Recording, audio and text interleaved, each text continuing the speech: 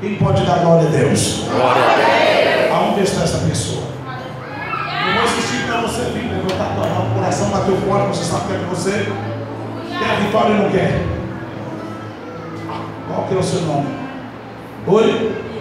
Qual que é a primeira letra? Termina com quê? Quem pode dar glória a Deus?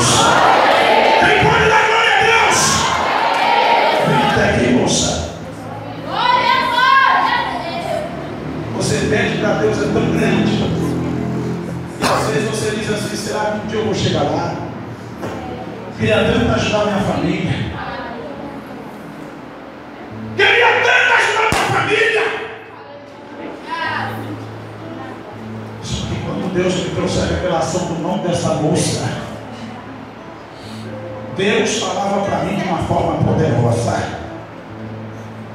Eu dizia assim: Senhor, o que o Senhor tem na vida dessa moça?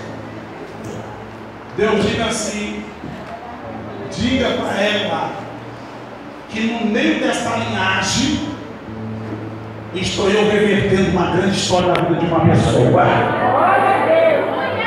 Então diz para mim assim, que ainda esse ano aqui Ele vai surpreender o teu coração. Ainda esse ano Deus vai surpreender o coração dessa moça. Eu vi você com 2 chaves na mão. 2 chaves! E essas 2 chaves você tem pagado um preço por elas. O preço tem sido muito grande que essa moça tem pagado.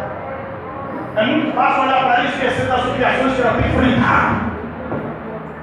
Deus tem visto você enfrentar muitas humilhações.